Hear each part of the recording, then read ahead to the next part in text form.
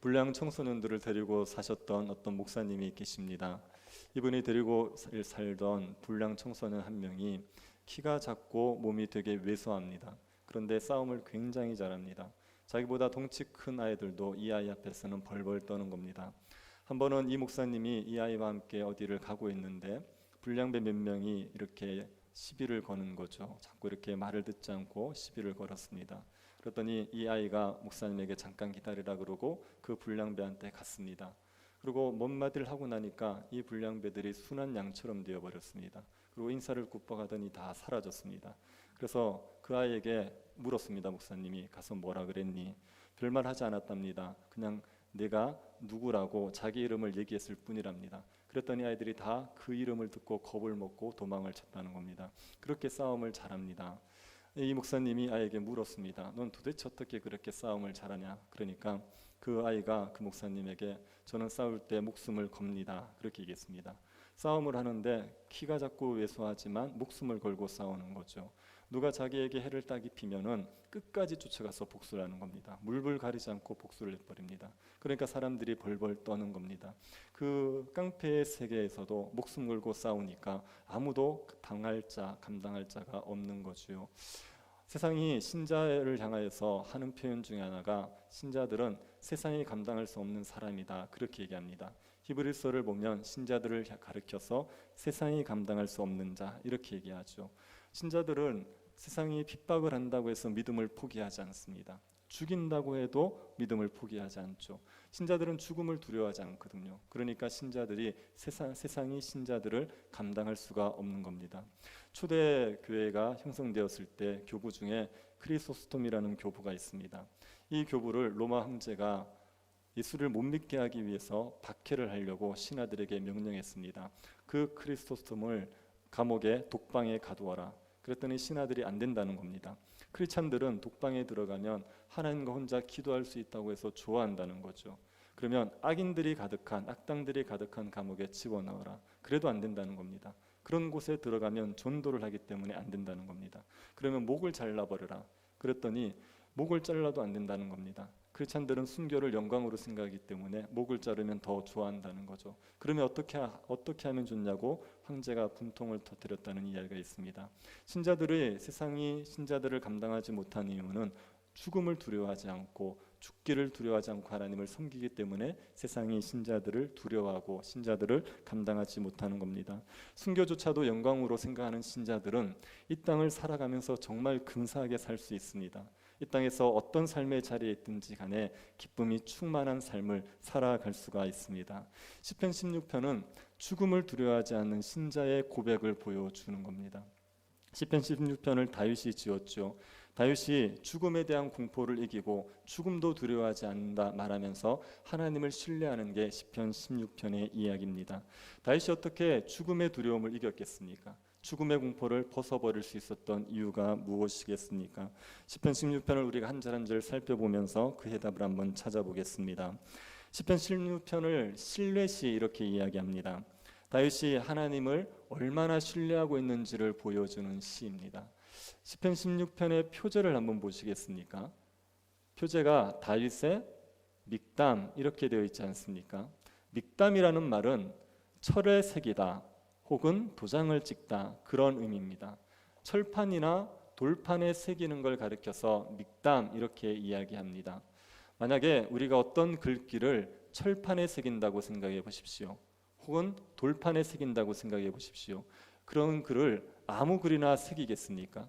듣고 잊어버릴 만한 글을 철판이나 돌판에 새기겠습니까? 그렇지 않죠. 우리가 반드시 기억해야 될 그런 글을 철판이나 돌판에 새기지 않겠습니까? 그래서 이 믹담을 가리켜서 금언이다 이렇게 이야기하기도 합니다.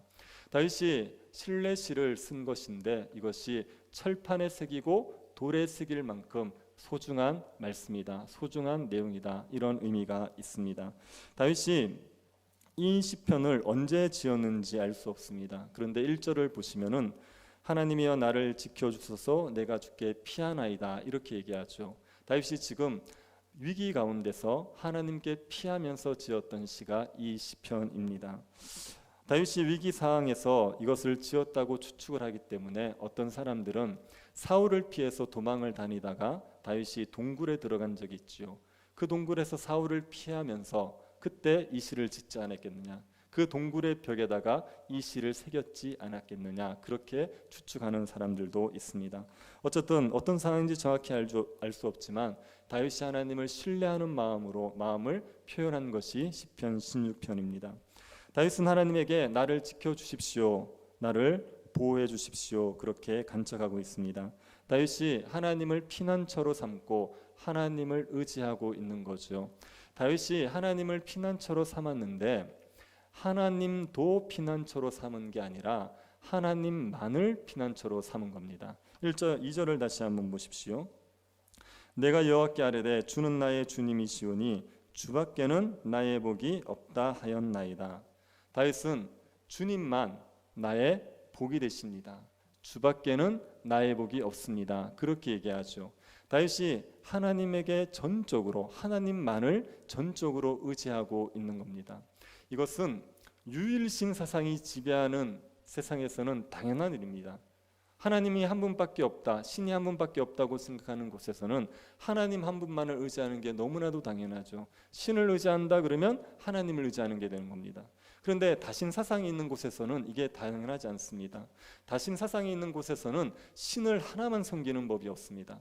하나님도 좋고요, 바알도 좋고 만몬도 좋습니다. 어느 신이든지 간에 그 신이 자기를 도와줄 수만 있으면 얼마든지 신을 섬기는 게 다신 사상이 있는 곳의 모습입니다.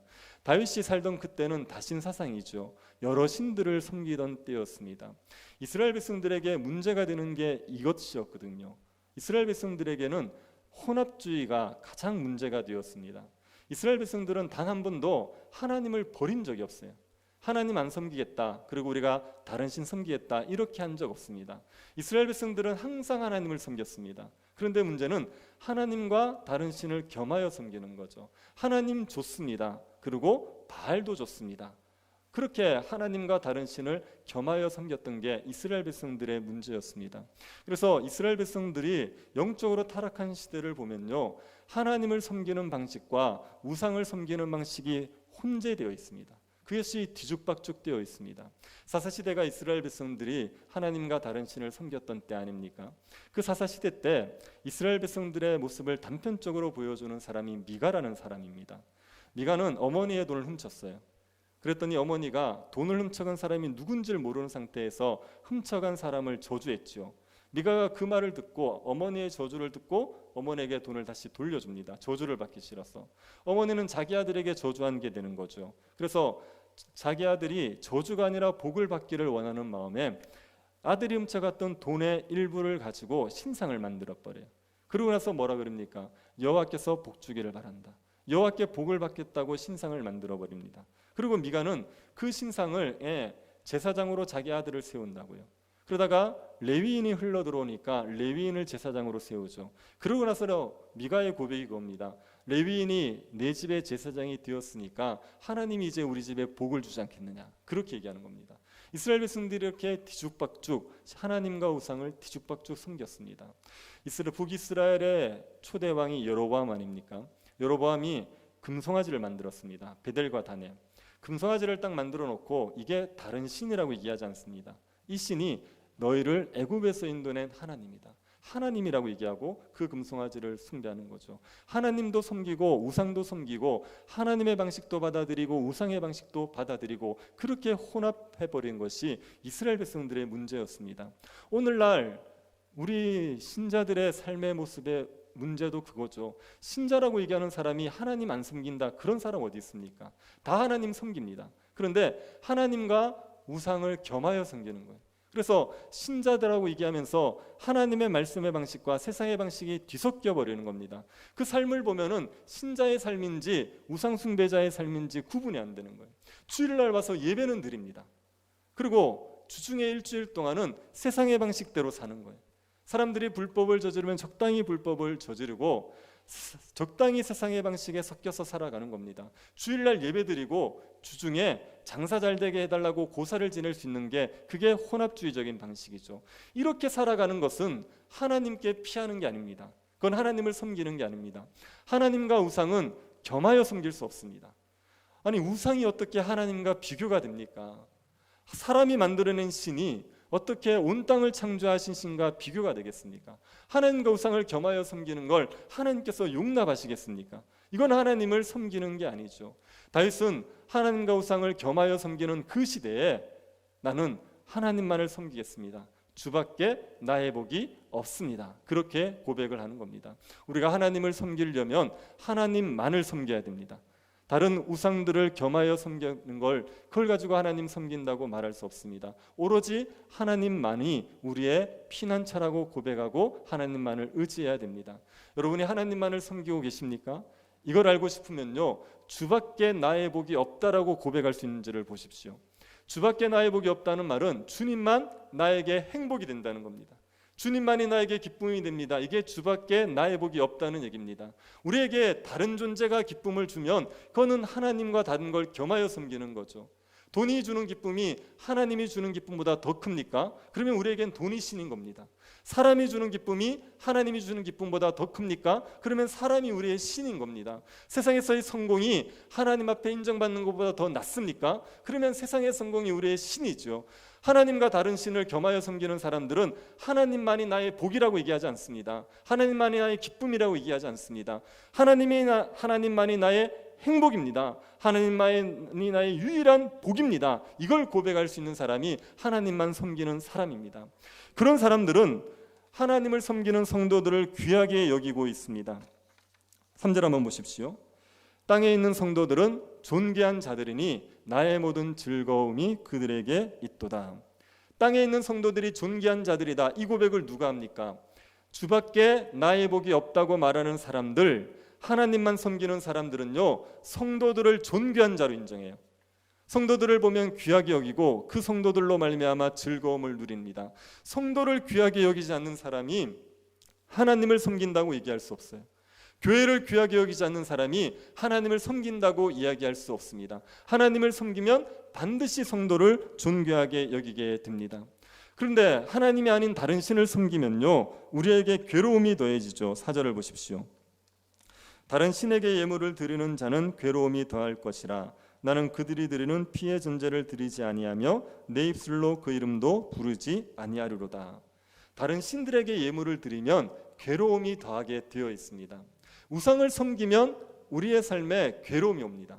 우상이 우리에게 복을 줄 거라고 생각하지요. 다른 신을 섬기면 복을 누릴 거라고 생각하는데 그렇지 않습니다. 다른 신을 섬길 때 우리에게 괴로움이 더해지게 됩니다. 다른 신을 섬기는 사람들은 다른 신에게 복을 받기 위해서 정성을 보여야 돼요. 그러면 그 정성을 보이기 위해서 자기를 괴롭게 하는 방식을 쓰게 되어 있습니다. 엘리야가 갈렙산에서 그 바알 선지자와 대결을 갈멜산에서 바알 선지자와 대결을 벌이지 않습니까? 그때 바알 선지자들이 바알에게 비를 달라고 간구한다고요. 그런데 아무리 간구해도 비가 오지 않습니다. 그래서 바알 선지자들이 어떻게 합니까? 칼로 자기 몸을 상하게 하면서 그렇게 몸을 괴롭게 하면서 바알에게 기도를 했습니다. 그게 우상을 섬기는 자들의 방식이에요. 우상에게 뭔가를 받아내려 그러면 자기의 몸을 괴롭게 할 수밖에 없습니다. 그러니 괴로움이 더해지죠. 그리고 우상을 섬기면 하나님의 진노가 있습니다. 우상을 섬기는 자들에게 하나님의 진노가 있어서 괴로움이 더해지는 겁니다. 우상을 섬긴다는 것은 순리대로 쓸 것을 영리로 쓰는 거예요. 원래 순리는 하나님을 섬기는 게 순리입니다. 그런데 하나님이 만든 피조물을 우상으로 섬기면 순리를 거스려서 영리를 행하는 겁니다. 그렇게 되면 하나님께서 진노를 내리세요. 그 진노의 방식이 뭐냐면 자기의 욕심을 따라 행하도록 버려두시는 방식입니다. 자기의 정욕을 따라 행하면서 살아가도록 내버려 두시는 것, 그게 하나님의 진노의 방식이에요. 그러면 삶이 괴로워지는 겁니다. 정욕을 따라 죄를 지으면서 고통 가운데 살아가는 거죠. 다른 신을 섬기면 괴로움이 더해지는 거죠. 다윗이 이것을 알기 때문에 다른 신에게 피의 전제를 드리지 않습니다. 다른 신들에게 어떤 희생을 바치거나 다른 신들에게 자기의 피를 바치거나 이런 일들을 결코 하지 않죠. 다른 신의 이름을 부르지 않아요. 다른 신에게 결코 기도하지 않습니다. 오로지 주만이 나의 복입니다. 주밖에 나의 복이 없습니다. 그리고 하나님께만 피하고 하나님께만 의지하는 겁니다. 그렇게 하나님께 의지하는 다윗에게 하나님께서 복을 주시거든요. 어떤 복을 주시냐면 지금 주어진 삶을 만족하는 복을 주십니다. 5절 6절 한번 보시겠습니까? 여호와는 나의 산업과 나의 잔의 소득이시니 나의 분깃을 지키시나이다. 내게 줄로 재어준 구역은 아름다운 곳에 있으며 나의 기업이 실로 아름답도다. 여호와가 나의 산업입니다. 여호와가 나의 잔의 소득입니다. 이 말은요, 여호와가 나에게 땅이 주는 기쁨을 주십니다. 여호와가 나에게 잔치하는 기쁨을 주십니다. 이 말입니다. 산업이라는 얘기는 이스라엘 백성들에게 땅을 이야기할 때 산업이라고 얘기합니다. 하나님이 우리에게 산업을 주셨습니다. 그렇게 얘기하는 것은 하나님 우리에게 땅을 주셨습니다. 그렇게 얘기하는 겁니다. 그런데 다윗이 하나님이 나의 산업입니다. 이렇게 얘기하죠. 하나님이 나에게 땅을 주신 것 같이 하나님이 나에게 기쁨을 주시는 분입니다. 하나님이 내 잔의 소득입니다. 하나님께서 나에게 포도주를 마시고 즐기는 것 같은 기쁨을 주시는 분입니다. 그렇게 이야기하는 겁니다. 주만을 나의 복이라고 삼았던 그 다윗에게 하나님께서 기쁨과 감사함을 현재의 삶에서 누리면서 살아가게 만들어 주시는 겁니다. 6절에 보시면은 주께서 내게 줄로 재어준 구역은 아름다운 곳이다 이렇게 얘기하죠. 하나님이 우리에게 줄로 재어준 구역이 아름다운 곳이래요. 하나님이 우리가 살아가라고 구역을 정해주신 거예요. 그런데 그 구역이 어떻다고요? 아름답다고요.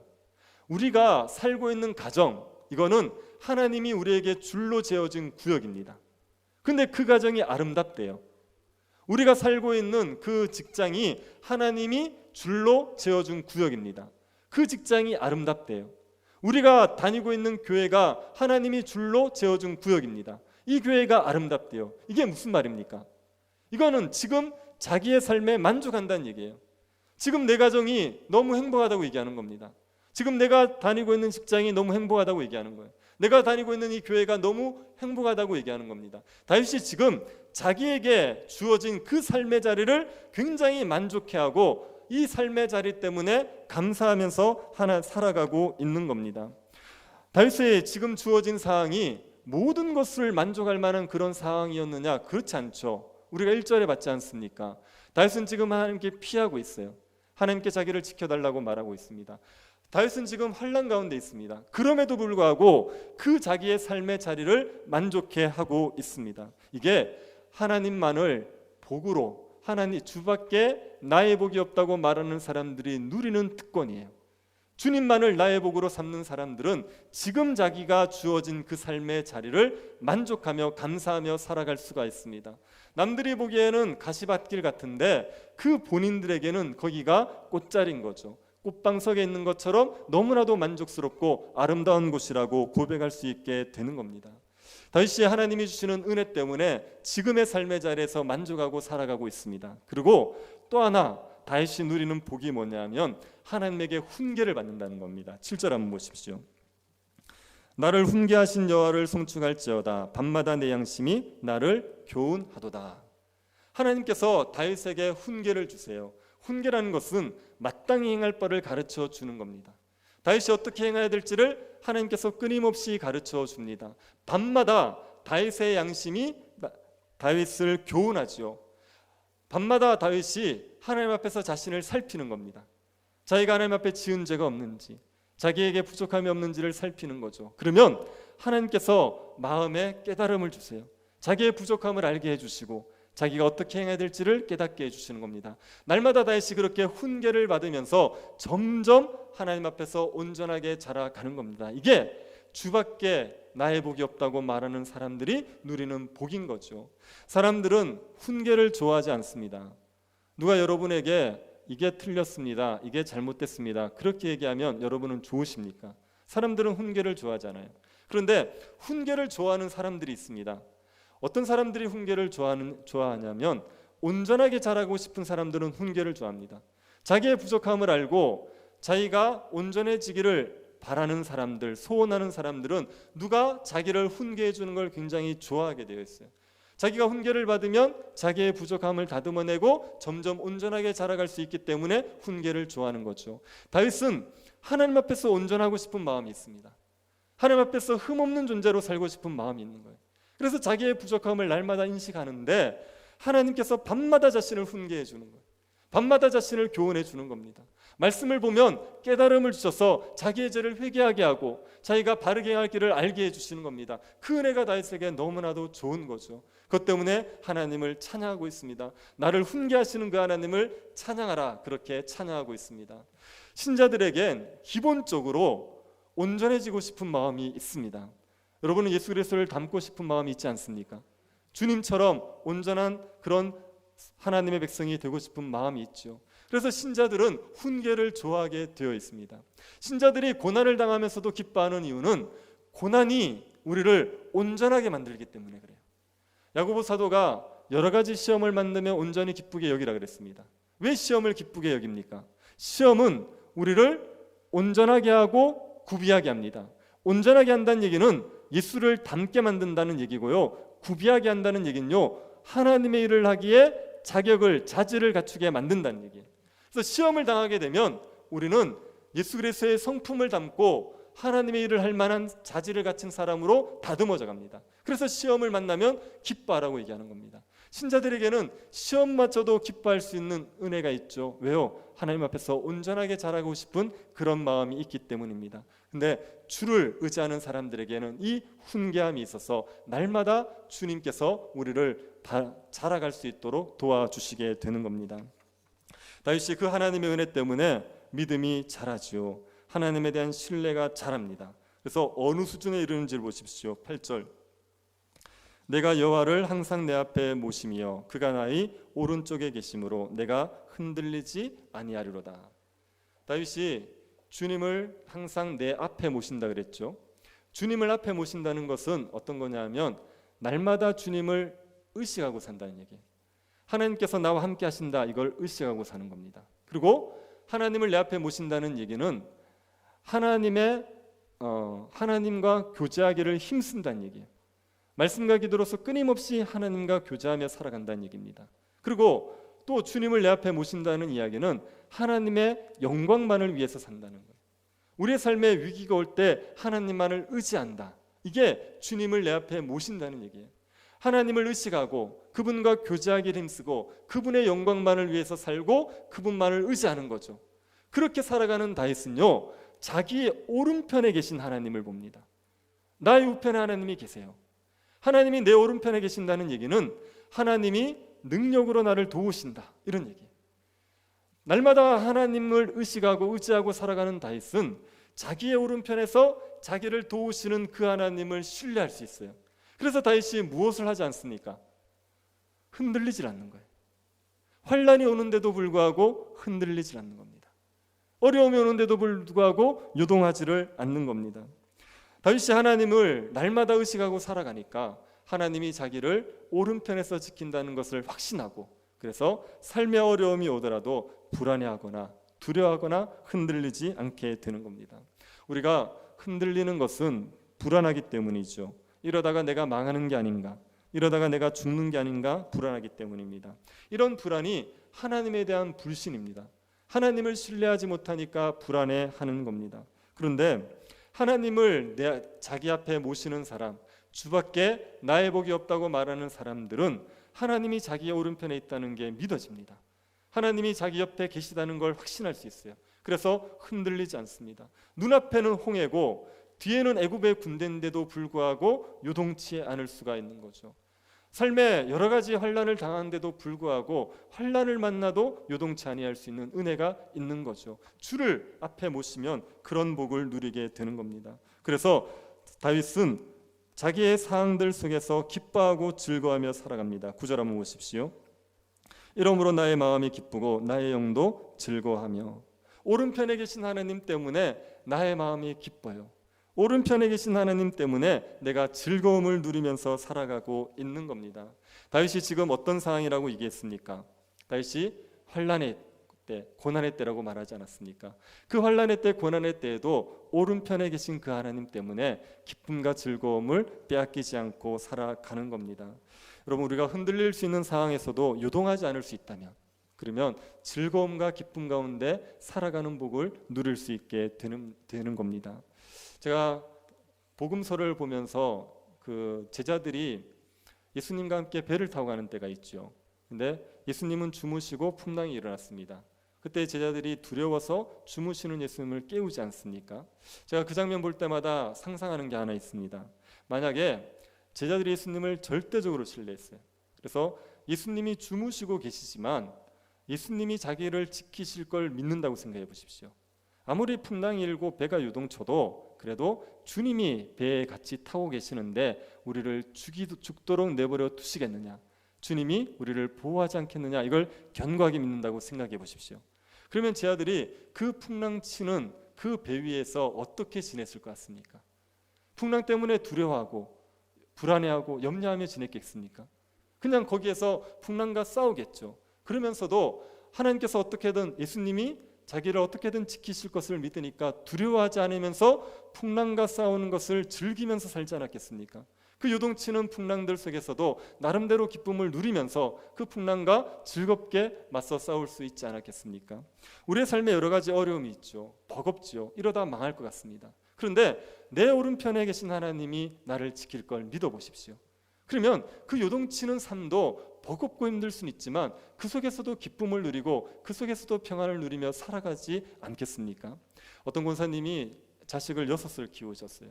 그중에 이제 대학교를 다니는 자식들이 막 2-3씩 그렇게 될 때가 있는 거죠. 그래서 이제 등록금이 이제 한 번씩 나오지 않습니까? 그러면 그 등록금 고지서를 붙들고 다락방 가서 우셨대요. 왜? 자식들이 여럿되는데 그걸 감당하는 게 쉽지 않은 거예요. 뭐 돈을 쌓아두고 교육시키는 사람이 어디 있습니까? 장사하면서 하루 벌어 먹고 살면서 교육을 시키는데 그 등록금 고지서를 받으면 너무 암담한 거죠. 그래가지고 그거 붙들고 다락방에서 울면서 자식 교육을 시켰다 그래요. 그리고 연세가 드셨는데 뒤늦게 하시는 고백이 그거였습니다. 그래도 그때가 제일 재밌었다. 그렇게 살았던 때가 즐거웠다. 그렇게 얘기하시더라고요. 나이가 들고 나서 더 이상 그렇게 삶에 그렇게 치열한 삶들이 사라지고 할 일이 별로 없잖아요. 그러고 나니까 그래도 그렇게 치열하게 살던 때가 자기에게 즐거웠던 때다, 그렇게 고백하는 걸 들었습니다. 지금 우리의 삶이 버겁죠. 힘들죠. 그래서 코에 단내가 날 만큼 어려울 수 있습니다. 그래도 오른편에 계신 하나님을 믿으십시오.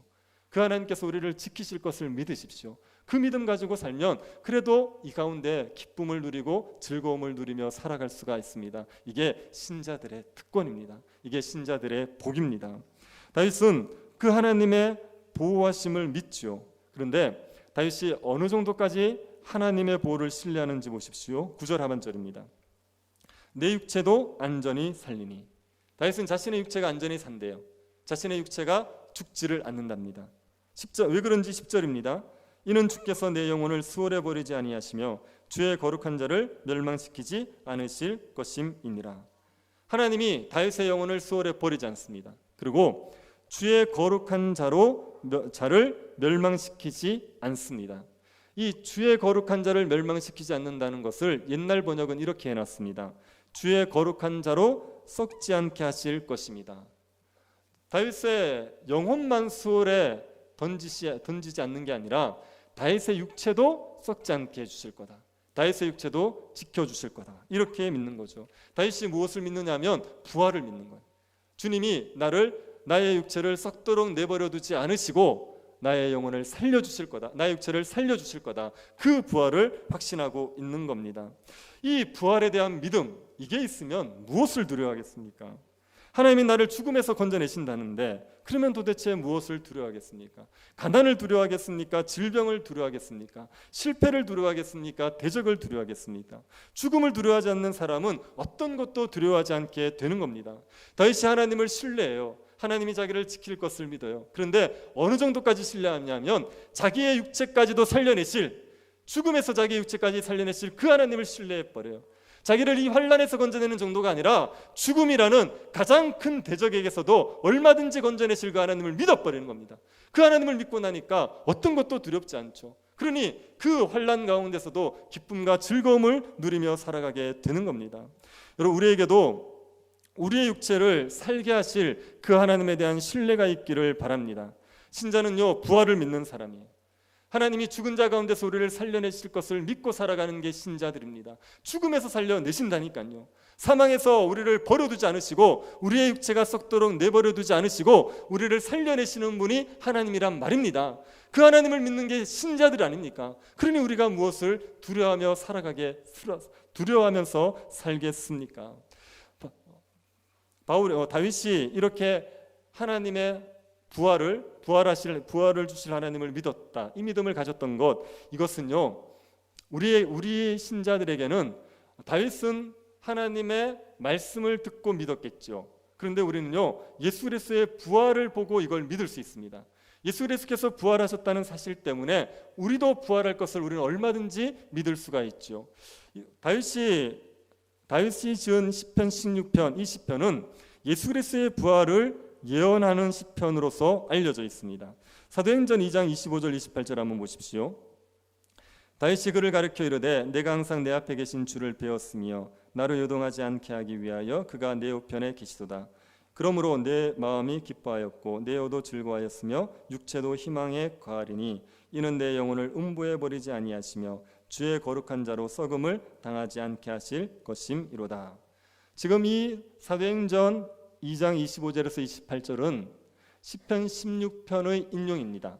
그런데 베드로가 예수 그리스도에 대해서 이야기하면서 이 구절을 인용한다고요. 왜 이 구절을 인용하냐면 예수 그리스도의 부활이 구약에 예언되었다는 것을 논증하기 위해서 시편 16편을 인용하는 겁니다. 여기에 보면 다윗이 주의 거룩한 자로 썩음을 당하지 않는다, 썩음을 당하지 않게 하신다, 이렇게 표현하고 있지 않습니까? 그런데 이 말이 다윗 자신을 가리키는 거면 그러면 이 말은 맞는 말이 아닙니다. 왜냐하면 다윗은 죽어서 그 무덤이 이스라엘 가운데 있잖아요. 그러니까 다윗의 육체는 썩었지 않습니까? 그러니 다윗이 주의 거룩한 자로 썩음을 당치 않게 하실 것이다, 이것을 다윗 자기에 대한 이야기로 한 것이면 이 말은 안 맞는 말이죠. 그러면 이 말은 누구에 대한 말입니까?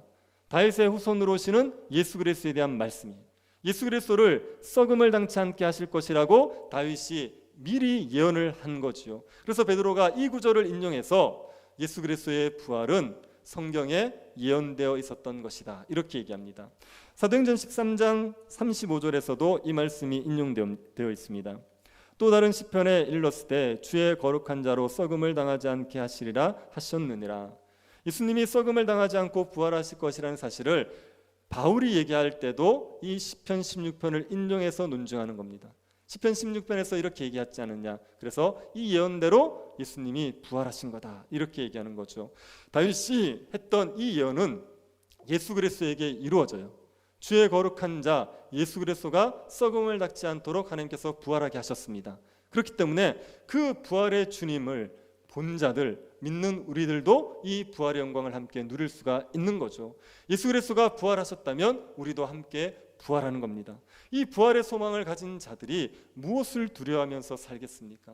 우리의 삶에 여러 가지 크고 작은 어려움들이 있겠지만 우리는 죽음을 이기고 영원한 생명을 보장받은 사람들입니다. 이 사실을 생각할 때 우리가 기쁨을 누릴 수 있는 거예요. 삶에 여러 가지 환난들이 우리에겐 끊임없이 일어나게 되어 있습니다. 그래서 삶이 평안할 때 기쁨을 누리기를 기대하시면 결코 이 땅에서 기쁨을 누릴 수 없습니다. 우리의 삶이 평안한 적은 거의 없기 때문에. 그런데 우리에게 기쁨의 근원은 어디에 있냐면 부활에 있는 거예요. 부활의 소망에 우리의 기쁨의 근원이 있는 겁니다. 예수 그리스도가 부활하신 것처럼 우리도 부활할 것이라는 이 믿음 때문에, 이 부활의 소망 때문에 우리가 여러 환난 가운데서도 즐거워하며 살아갈 수가 있습니다.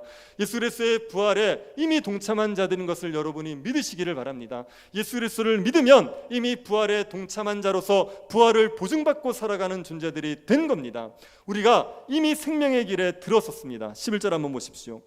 주께서 내게 생명의 길을 내게 보이시리니 주의 앞에는 기쁨이 충만하고 주의 우편에는 영원한 즐거움이 있나이다. 주께서 생명의 길을 보이셨다고 이해하죠. 우리가 그 생명의 길을 보고 그 길을 걷고 있는 자들입니다. 예수 그리스도를 따라 생명의 길을 걸어가고 있는 자들이죠. 우리에게 무엇이 주어질 수 있습니까?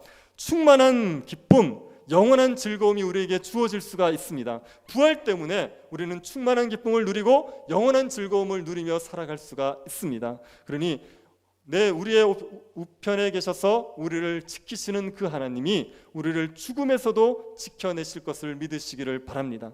부활의 소망을 가지시고 우리의 삶에서 기쁨을 누리고 영원한 즐거움을 누리며 살아가는 주의 백성들이 될 수 있기를 간절히 바랍니다. 우리 앞에 계시고 우리 우편에 계신 하나님을 볼 수 있게 하심을 감사드립니다. 우리와 함께 하신 하나님으로 인하여 흔들리지 않게 하여 주옵소서. 환난 가운데서도 하나님으로 인하여 기뻐하고 즐거워하게 하여 주옵소서. 하나님께서 우리의 육체를 안전히 살게 하실 줄을 믿고 주만이 나의 복이라 고백하며 살아가는 주의 백성들이 되게 하여 주옵소서. 걸어가신 예수님 이름으로 기도드립니다.